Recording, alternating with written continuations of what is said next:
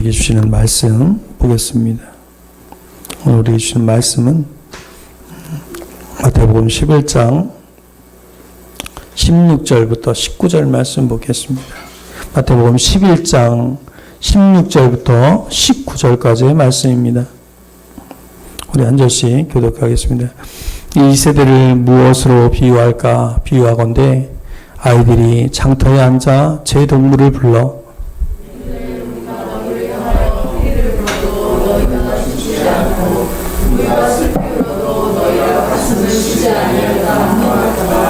요한이 와서 먹지도 않고 마시도 아니하며 그들이 말하기를 귀신이 들렸다 하더니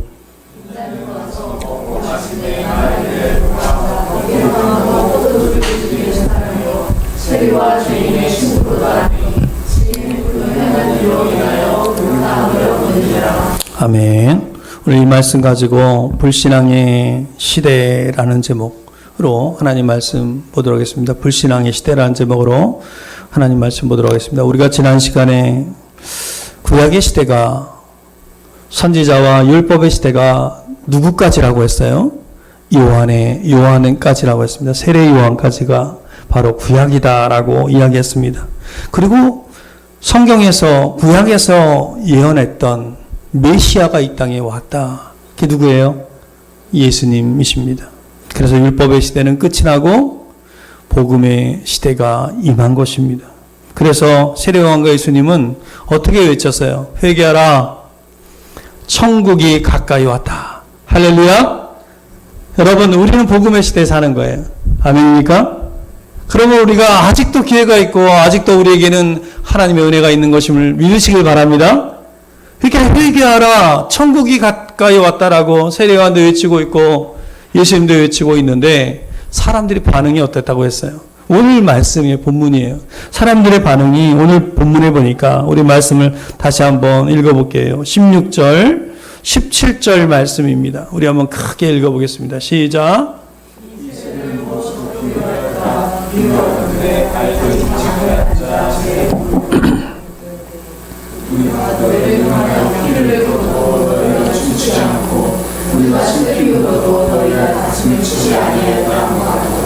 세례요한이나 예수님이 불었던 피리는 어떤 피리였어요?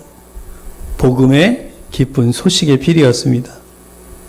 복음의 기쁜 소식의 피리였어요. 근데 사람들은 어떻게 했어요? 사람들의 반응은 어땠습니까? 오늘 본문에 보니까 제가 밑줄을 쳤죠. 피리를 불어도 너희가 춤추지 않았다. 이렇게 이야기하고 있습니다. 피리를 불어도 춤추지 않았다. 여러분, 지금도 마찬가지 아닙니까? 지금도요, 복음의 소식이 전해져도 춤추지 않습니다. 기뻐하지 않아요.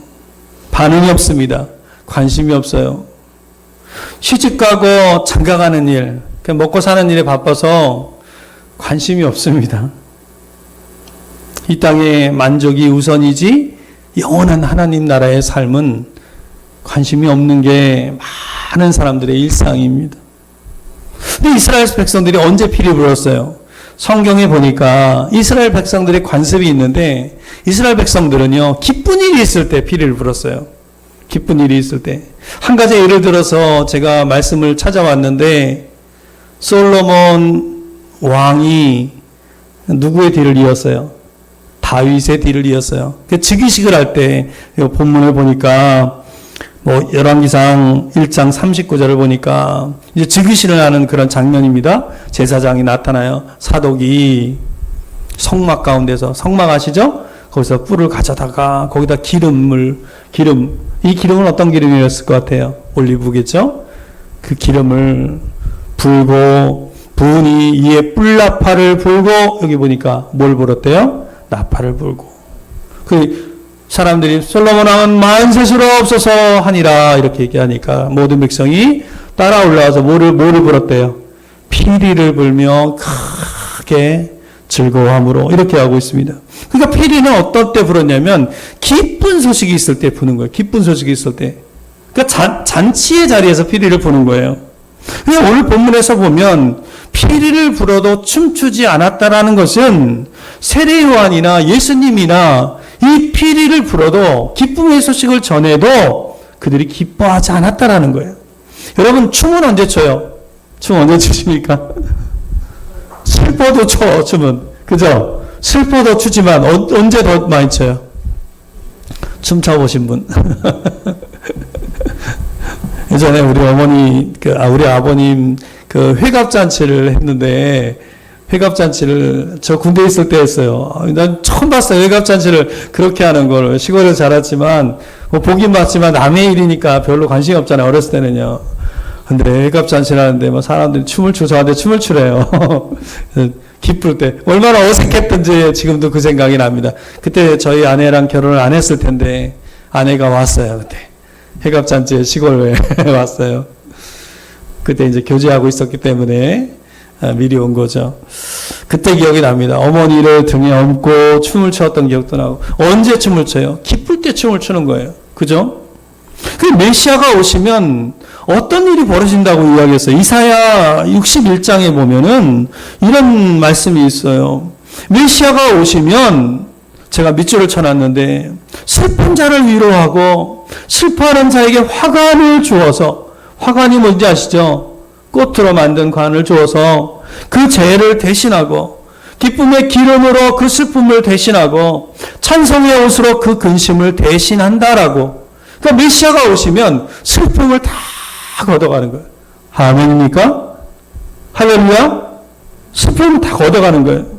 근데 사람들이 춤을 추지 않았다는 것은 메시아가 임했지만 그 기쁨이 사람들의 마음속에 임한 거야, 안 임한 거예요? 사람들은 그 기쁨을 아는 거예요, 모르는 거예요? 모르는 거예요. 깨닫지 못한 거예요. 오늘도 마찬가지입니다. 우리가 예수를 믿고 신앙생활하고 있지만 그 기쁨이 내 안에 임하지 않으면 춤추지 않는 거예요. 여러분 동의하셔야 돼요. 그러나 그 기쁨이, 그 메시아가 온 기쁨이 내 안에 임하면 나는 어떤 상황에서도 춤을 출 수 있는 겁니다. 아멘입니까? 그 10절에도 보면 61장 10절에 뭐라고 표현하고 있냐면, 우리 같이 한번 읽어볼게요. 한번 2년부터 한번 읽어보겠습니다. 2년 시작.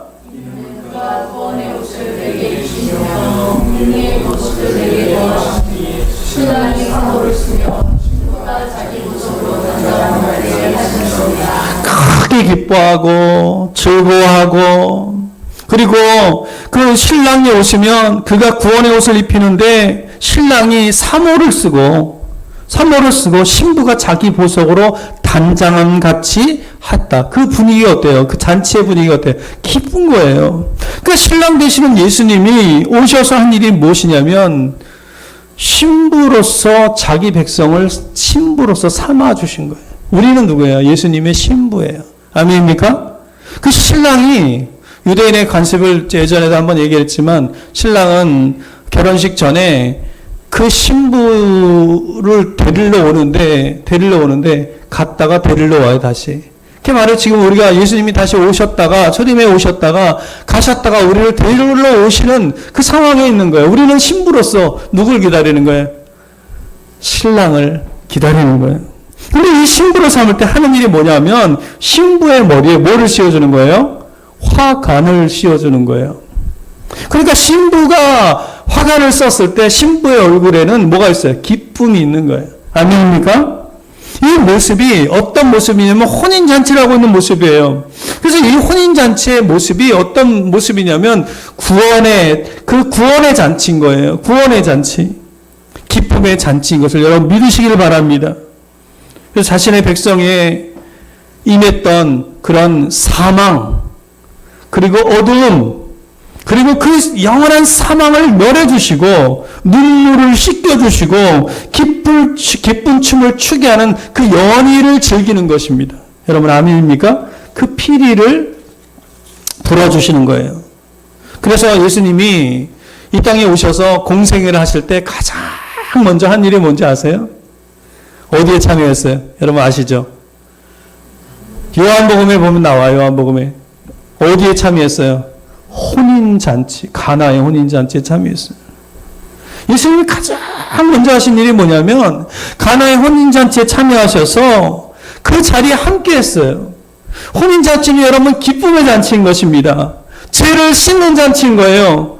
지옥을 가고 있는 백성에게 회개하라, 천국이 가까이 왔다라고 피리를 부는 그런 잔치였다는 것입니다. 근데 그렇게 잔치를 벌려도 춤을 추지 않는다라고 예수님 말씀하시는 거예요. 그러면서 뭐라고 얘기하셨냐면 그 뒤에 부분에 보면 앞에서 넘어갔지만 우리가 슬피 울어도 너희가 가슴을 치지 아니하였다. 여러분 성경들 한번 보세요. 가슴을 치지 않았다. 여러분, 사람들이 사단에게 매여서 예수님을 믿지 않고 사단에게 매여 있다면 그들은 어디로 향하는 거예요? 지옥을 향하고 있는 거예요. 그것보다 고통스러운 상황이 어디 있겠습니까? 예수님 당시에나 지금에나 사랑하는 가족이나 사랑하는 사람이 죽어서 그의 곁을 떠나게 되어서 지옥으로 향하고 있다면 그 모습을 보면서 가슴을 치면서 슬퍼하지 않을 사람이 어디 있어요? 그죠?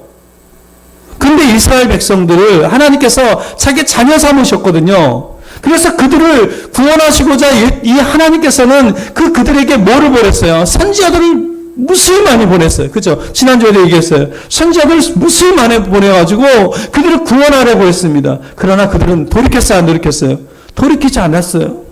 여러분, 그 모습을 보면서 하나님 마음이 어떻겠어요?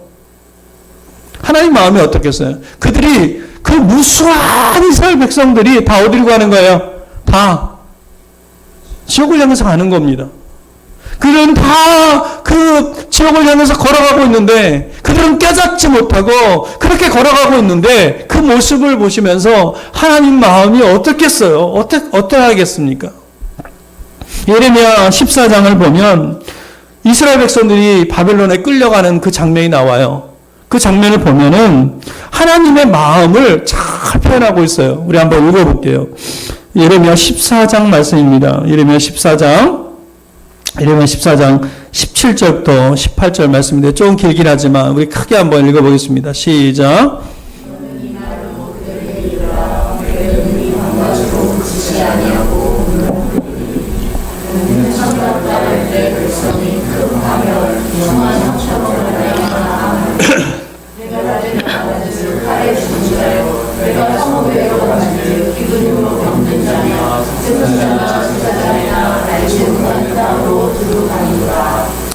이 장면을 보면 지금 이스라엘 백성이 심판받고 있는 모습이에요. 그죠? 어떤 모습이에요? 내 딸, 내 백성이 파멸. 이 유다가 어디에 의해서 망했어요? 바벨론에 의해서 망했잖아요. 그리고 들에 나가 보니까 칼에 죽은 자가 다 죽은 자예요. 칼에 다 죽었어요. 그리고 성문에 들어가 보니까 기근으로 병든 자고, 그리고 선지자나 제사장이나 알지 못하는 그 땅으로 끌려가는 거예요. 이 심판당하는 자신의 백성을 보면서 하나님 마음이 뭐라고 표현하고 있어요? 제가 밑줄을 쳤는데 하나님 뭐라고 표현하고 있냐면 내 눈이 밤낮으로 그치지 아니하고 눈물을 흘렸다. 하나님 마음이 어떤 마음이냐면 하나님 마음은 찢어지는 마음을 가지고 그 백성을 바라보고 있는 거예요. 지금도 마찬가지라는 거예요.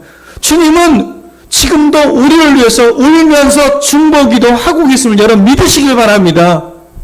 아멘입니까? 주님은요 가슴을 치면서 안타까워하고 있다라는 거예요. 그래서 뭐라고 표현하는가? 우리가 슬피 울어도 너희가 가슴을 치지 아니하는도다. 슬피 울고 있다라는 것입니다. 여러분, 사랑하는 성도 여러분, 여러분 믿지 않는 가족들을 보면 어떤 마음이 드십니까? 가슴을 정말 치고, 가슴을 치면서 저 영혼이 지옥을 향해서 가고 있는데 그 마음을 바라보고 있습니까? 여러분, 이번 주에도 가슴 아픈 일이 있었어요. 원주에서 어떤 일이 일어났어요. 참변이 일어났는데, 어떤 부부인데, 이 남편은 전 남편이에요. 그러니까 계부예요. 이 남자의 나이가 42살이고 그리고 아내는 37살입니다. 그리고 아들이 하나 있었어요. 그 아들은 이 아내의 아들이에요. 그러니까 친아들은 아니에요. 근데 이 전 남편이 계부가 화가 나서 그 집을 찾아와서 이나물질, 휘발유를 들고 와가지고 통을 2개 들고 와가지고 집 안으로 들어갔어요. 그리고 뿌렸어요. 그리고 불을 붙였어요. 그래서 빵 하고 터져버린 거예요. 이번 주에 있었어요.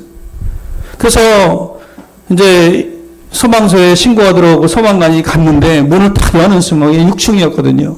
6층에서 그 남편과 아내가 밑으로 추락하는 장면을 소방관의 눈이 부딪힌 거예요. 그러면서 추락했어요. 나중에 보니까 아내의 몸에는 7, 8군데 좌상이 있고 칼에 찌르인 그런 모습이 있고, 그리고 이 아들의, 너무 안타까운 것은 이 아들이 손과 팔과 어깨 이런데 이 칼에 찔린 자국이 또 있는 거예요. 그러니까 아들이 그걸 막으려고 하다가 찔린 거예요.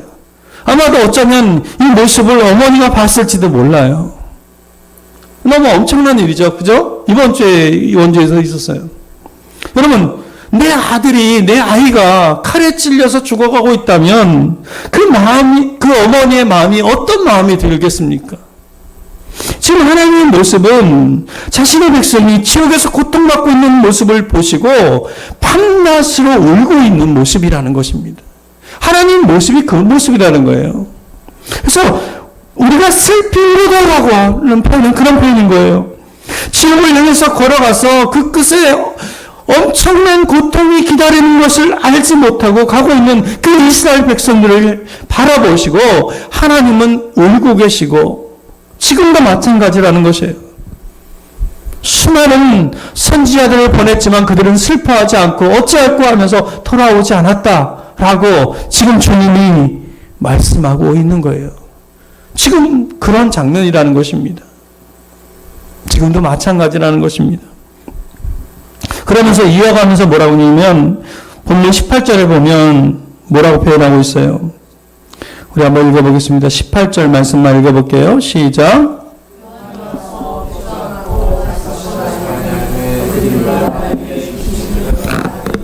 그렇게 천국을 전하는 요한을 가리켜서 사람들은 그가 귀신이 들렸다 이렇게 이야기하는 거예요.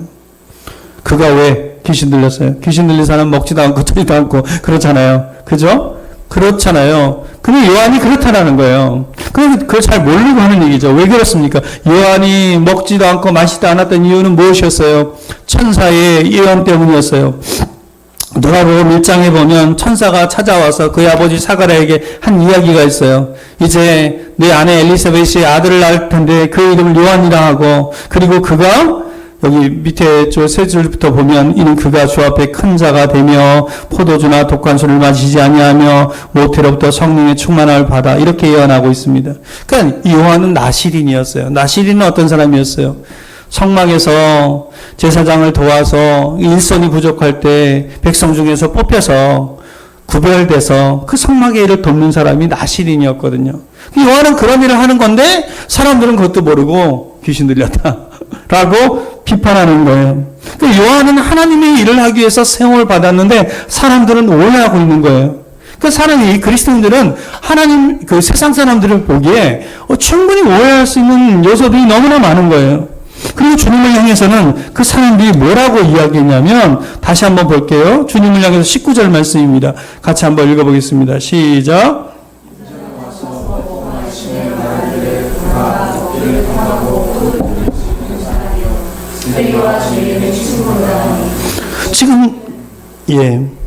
지금 예수님은 이 땅에 오셔서 그 천국 잔치를 벌이고 있고, 그리고 그 기쁨의 소식을 전하고, 예수님이 그 성경을 자세히 읽어보면 예수님 누구를 고치잖아요. 그럼 그 고치고 나서 연회를 항상 갖고 시간을 볼 수 있어요. 그들과 함께 먹고, 그게 뭐냐면 천국 잔치를 보여주는 거예요. 그 기쁨의 잔치를 함께 하는 것입니다. 근데 그렇게 하고 있는데 그가 메시아로서 그런 연회를 베풀고 있는 것인데 천국 잔치를 하고 있는 건데 바리새인들과 서기관들은 뭐라고 하는 거예요? 죄인들하고 어울린다. 저 사람도 죄인이다.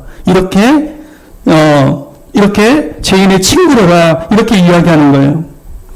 이 모습이 안타까워서 예수님께서 그들을 바라보시면서 안타까워서 하시는 말씀이에요. 여러분, 지금 이 모습들은 이 시대의, 이 세대의 특징에 대해서 이야기하고 있어요. 그죠? 예수님 당시의 세대의 특징에 대해서 이야기하고 있어요. 또 이 시대, 오늘 우리가 살아가고 있는 이 시대에 대한 특징에 대해서 이야기하고 있어요. 이 시대의 특징이 무엇이에요? 한마디로 이야기하면 오늘 말씀의 제목이 뭐였어요? 불신앙의 시대라고 했어요. 그죠? 불신앙인 거예요. 불신앙인 거예요. 메시아가 왔는데도 몰라요. 지금도 마찬가지예요. 복음, 이 기쁨의 소식이 우리 가운데 왔는데도 모르는 거예요. 불신앙인 거예요. 불신앙인 거예요. 여러분, 이 시대도, 우리가 살아가고 있는 시대도 불신앙인 거예요. 사람들은 복만을 구해요. 기복신앙이라고 우리가 이야기하죠. 잘 살았으면 좋겠고, 잘 됐으면 좋겠고, 그렇죠. 누구나 다 그런 마음이 있지만, 그런 마음 가운데, 그런 신앙 가운데 있는 거예요. 여러분, 제가 가끔 우리 세종시에 있는 지역 카페에 들어가 보는데요. 거기에 보면 온통, 물론 거기 신앙인도 있을 거고 아닌 사람도 있을 거예요. 근데 온통 무슨 얘기예요? 집 얘기예요. 집이 얼마큼, 집값이 얼마 올랐다. 뭐 세종시에 뭐 어디는 뭐가 다녀서 올랐다. 그런 얘기예요. 그래 또 무슨 얘기예요? 돈 얘기예요. 근데 어떤 사람이 그런 글을 썼더라고요. 세종시만 오른 게 아니라 다 올랐다고. 그런 얘기 하는 거예요. 그러니까 세상이 망해가고 있는데 그것도 모르고 그냥 온통 사는 것에, 그런 것에 집착해서 그것에 치우쳐 있는 것입니다. 사랑하는 성도 여러분, 오늘 제가 이야기하고 싶은 게 이거예요. 이런 불신앙의 이 시대에 우리는 어떤 신앙인으로 서야 되는가? 어떤 믿음으로 서야 되는가? 첫 번째가 뭐냐면, 우리 말씀을 한번 볼게요. 골로새서 3장 5절 6절 말씀입니다. 이 말씀 우리 크게 한번 읽어보겠습니다. 같이 한번 크게 읽을게요. 시작.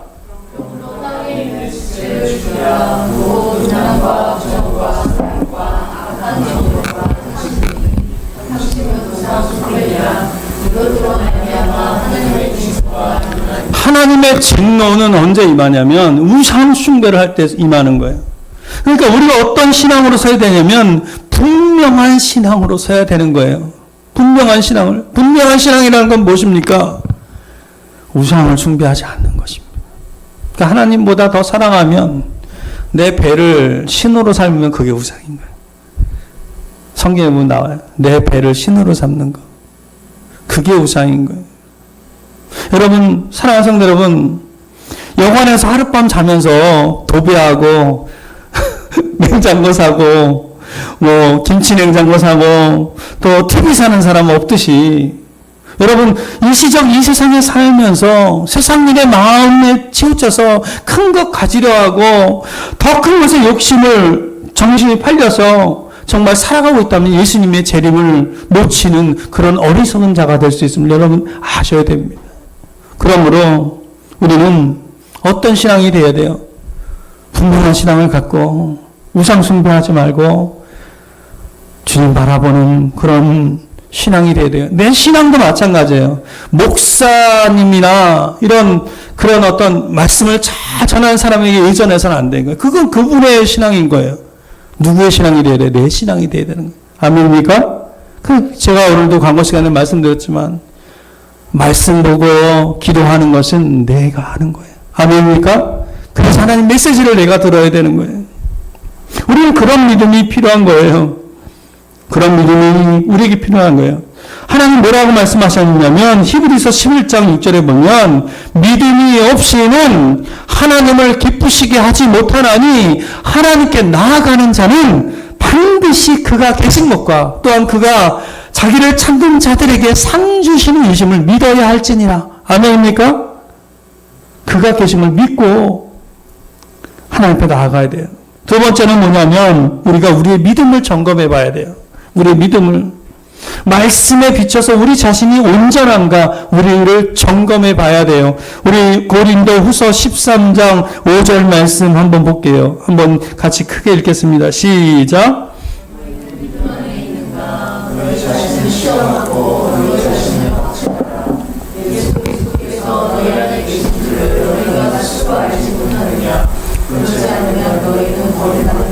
아멘. 고린도후서 말씀 뭐라고 얘기해요? 너희가 믿음 안에 있는가? 너희 자신을 시험하고 너희 자신을 확증하라라고 이야기하고 있어요. 여러분 시험하고 있습니까? 여러분 자신을 시험하고 있어요?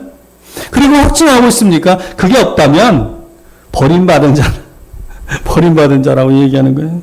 사랑하는 성도 여러분, 참된 신앙이라는 것은 무엇입니까? 나의 제 문제가 해결될 통로가 생겼다는 사실에 기뻐하며 감격하는 거예요. 다시 한번 말씀드릴게요. 중요한 말씀이에요. 참된 신앙이라는 것은 나의 문제가 해결될 통로가 생겼다는 것에 기뻐하고 감사하는 거다. 아멘입니까? 그게 다예요. 내게 뭐가 주어졌기 때문에 기뻐하는 게 아니라 내 문제가 해결됐구나. 어떤 문제야? 내 제 문제. 가장 중요한, 가장 근본적인 문제 뭐예요? 제 문제가 해결됐구나. 그러므로 우리는 이 참된 신앙을 추구해야 돼요. 근데 이렇게 아무리 외쳐도 기복신앙, 번영신앙에 빠져서 그런 것들을 추구한다면 피리를 불어도 춤추지 않고 고글에도 반응하지 않는 불신앙의 시대가 분명한 것입니다. 여러분, 그러나 예수님 당시에도 그 불신앙의 시대에도 희망은 있었어요. 희망이 뭐였어요? 그 시대의 희망이 무엇이었어요? 그 시대에, 그 불신앙의 시대에도 희망은 있었는데 그 희망은 무엇이었냐면 자기의 인생을 다 걸고 예수님을 따랐던 소수의 무리들이 있었잖아요. 그죠? 그게 희망이었어요. 그들은 고구라면 울고 피를 불면 춤을 추는 사람들이었습니다. 주님을 만나고 삶의 의미를 찾은 사람들이라는 것입니다. 그들은 대충이 아니라 삶을 다 걸어서 주님을 따랐습니다. 그들의 삶이 만만했던 것 같아요. 삶이 만만치 않았음에도 불구하고 그들은 주님을 따르는 삶을 선택했다라는 거예요. 오늘 우리도 마찬가지여야 될 것입니다. 아멘입니까? 어디 희망이 있습니까? 이 불신앙의 시대에 우리 아까도 찬양 인도자가 나눴지만 정말 이 시대를 보면 말세라는 걸 알 수 있잖아요. 이 시대에 어디에 희망이 있고 어디에 소망이 있어요? 어디에 소망이 있습니까? 우리가 예수님께 우리 인생을 걸어야 돼요. 믿습니까? 예수님께 우리 인생을 걸고 사는 거예요. 믿음이라는 건 그거예요. 그 약속 하나 붙잡고 가는 거예요. 다 버리고 주님 따라갔던 제자들은 그래서 따라간 거예요. 야, 세상적으로 보면 그게 무슨 좋은 인생이에요. 제자들의 인생을 보세요. 12명 제자 중에서 1명 빼고 11명 다 순교당했는데 다 버리고 사람들이 알지 못하는 곳에 가서 순교당했어요. 어떤 사람은 창에 찔려 죽고, 어떤 사람은 목베임을 당하고, 어떤 사람은 십자가에 거꾸로 달려 죽고. 우리의 세상적인 눈으로 보면 그들의 인생은 정말 망친 인생이고, 성공하지 못한 인생입니다. 그러나 그들은 어디에다 자기 인생을 걸었어요? 예수 그리스도 아닙니까? 예수 그리스도에게 그들의 인생을 걸은 거예요. 그게 믿음인 거예요. 사랑하는 성도 여러분, 고울하면서 운다는 거, 피를 불며 춤을 춘다는 것은 복음에 자신의 인생을 거는 거예요. 믿습니까? 여러분, 신앙은 삶을 거는 거예요. 취미생활도 아닌 것입니다. 뭔가 걸어놓고 있는 보험 같은 것도 아닌 거예요. 우리 천리역정 보면 나오잖아요. 그런 거 아니에요. 보험 같은 게 아닌 거예요. 지금도 마찬가지입니다. 누구에게 희망이 있습니까? 자기의 인생을 온전한 믿음에 거는 사람이 그 사람에게 소망이 있는 것입니다. 여호수아 말씀 한 구절만 제가 읽고 마칠게요. 여호수아 24장 15절 말씀 뭐라고 이야기하고 있냐면 너희가 섬길 자를 오늘 택하라. 오늘 나와 내 집은 여호와를 섬기겠노라. 이 말씀을 언제 한 거냐면 이스라엘 백성이 이제 가나안에 들어갔더니 가나안은 그 사막에 비해서 얼마나 풍요로워요. 그죠? 먹을 것이 많고 또 그들이 쉴 곳이 많고 근데 그렇다 보니까 그 이스라엘 백성들이 거기에 취해 있는 거예요. 그리고 그 가나안 땅에서 섬기던 신들을 섬기기 시작하는 거예요. 그래서 하나님을 잊어버려요. 그런데 이 사람들이 하나는 버리고 하나는 취한 게 아니라 하나님도 섬기면서 이게 좋으니까 이것도 취하는 거예요. 그리고 이것도 취하면서 하나님을 보험처럼 들고 있는 거예요. 그러니까 이 상황에서 여호수아가 이야기하는 거예요. 너희가 섬길 자를 오늘 택하라. 오직 나와 내 집은 여호와를 섬기겠노라. 여러분, 온전한 믿음이라고 하는 것은 무엇입니까? 하나님께 다 드리는 거예요. 믿습니까? 내 삶을 어디다 의지하는 것이 아니라 오직 주님만 의지하고 바라보는 거예요. 다른 것들은 우리를 뒷받침해 줄 수 있는 그런 어떤 하나님이 주신 환경일 뿐이라는 걸 여러분 믿으시길 바랍니다. 거기에 내 생명을 걸을 때 여러분 망할 수 있어요. 어디에다 생명을 걸어야 돼요? 우리 주님께 생명을 거는 저와 여러분들 다 되기를. 그래서 이 불신앙의 시대에 분명한 신앙, 온전한 신앙으로 설 수 있는 저와 여러분들 다 되기를 주님의 이름으로 축복합니다. 우리가 찬양 한 장 드리겠습니다. 우리 보좌 앞에 모였네. 찬양 드리겠습니다.